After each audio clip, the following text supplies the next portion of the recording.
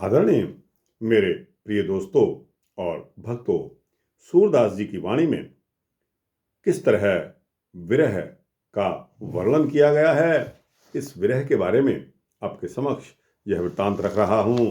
दोस्तों, यह वृत्तांत विरह पदावली गीता प्रेस गोरखपुर द्वारा प्रकाशित पुस्तिका में से ली गई है और इसका विरह पदावली नंबर 2, जो कि पेज 12 पर निहित है, आपको सुना रहा हूँ।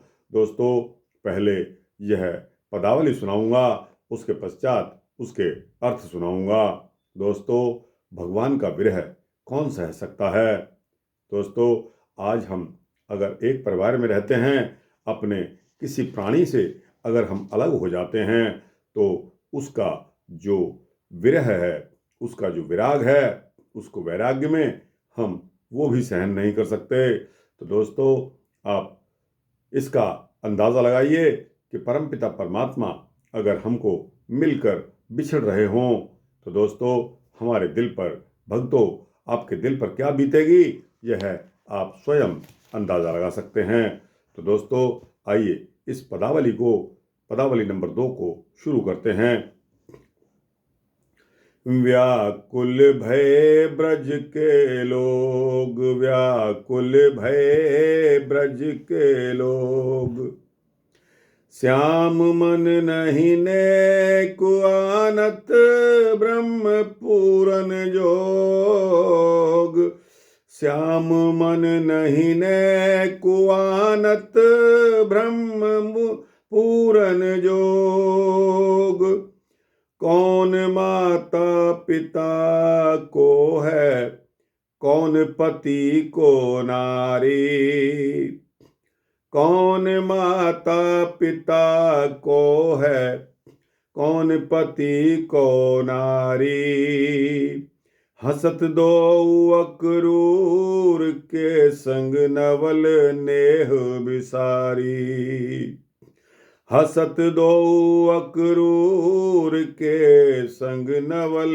नेह बिसारी, को कहत यह कहाँ आयो,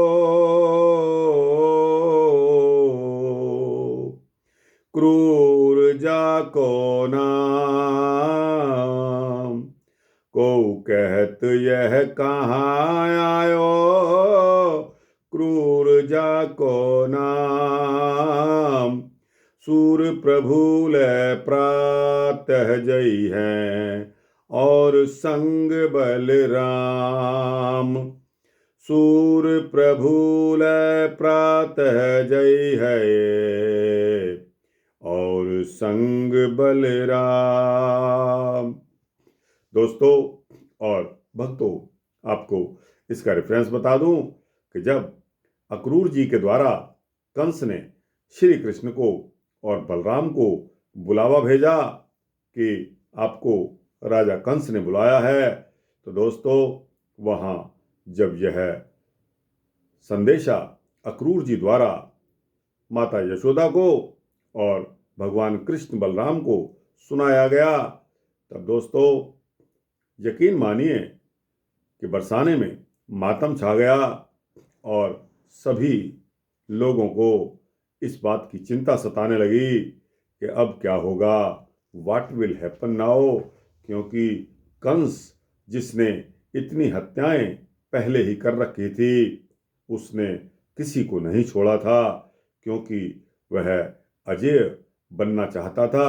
और दोस्तों, उस अजेय बनने के चक्कर में उसको इस योजना पर विचार करना पड़ा कि किस तरह कृष्ण को वहां से बुलाया जाए। तो दोस्तों, Akrur was the only confidential person.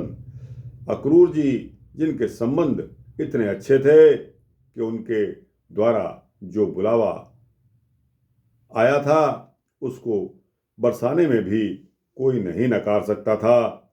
इसके चलते यह विश्वास किया जाता था कि अक्रूर जी बहुत ही सज्जन व्यक्ति हैं। लेकिन दोस्तों और भक्तों, अक्रूर जी को भी कंस का वह आदेश का पालन करना था, क्योंकि कंस तो राजा था और जो कोई भी उसके आदेश की अवहेलना करेगा उसको मौत का दंड वह सुनाने में हिचकता नहीं था। तो दोस्तों, अब क्या होगा इसी विरह में वहाँ की बरसाने और नंदगांव की जनता को जब पता चला तो चारों ओर मातम छा गया और ब्रज के लोग सारे के सारे व्याकुल हो गए। व्याकुल भय ब्रज के लोग व्याकुल हो गए, किंतु श्याम मन नहीं न कुआनत ब्रह्म पूरन जोग। किंतु श्याम सुंदर जो परिपूर्ण परमात्मा ब्रह्म एवं योगी हैं, उन्होंने अपने मन में इसकी व्याकुलता पर तनिक भी विचार नहीं किया, उनकी व्याकुलता पर ध्यान नहीं दिया। कौन माता पिता को है, कौन पति को नारी। भला इनकी कौन माता है, कौन इनके पिता हैं, कौन इनका स्वामी है और कौन इनकी स्त्री हैं। ये दोनों भाई हसत दो अक्रूर के संग, नवल नेह बिसारी। दो का मतलब दोनों भाई हसत दो अक्रूर के संग हंसते हुए बात करते हैं। भला ये दोनों भाई ब्रज के नित्य नवीन प्रेम को भूलकर अक्रूर के साथ हंसी कर रहे हैं। को कहत यह कहा आयो, क्रूर जा को नाम। अक्रूर को यहाँ क्रूर, कठोर, क्रूअल बताया गया।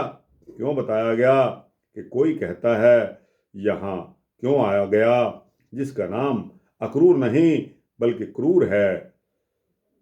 सूर प्रभु ले प्रात जय है और संग बलराम।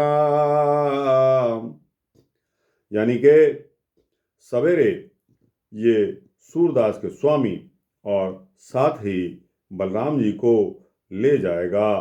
तो दोस्तों, सूरदास जी कहते हैं कि दोनों भाई कंस के यहाँ बिना सोचे विचारे, बिना व्याकुल हुए, उनके मन में तनिक भी इस प्रकार का कोई व्याकुलता का विचार नहीं है कि राजा ने उनको तलब किया है, उनको नोटिस भेजा है, उनको इन पर्सन व्यक्तिगत तौर पर बुलाया है। इसका श्री कृष्ण और बलराम के ऊपर तनिक भी कोई किसी प्रकार का असर नहीं है।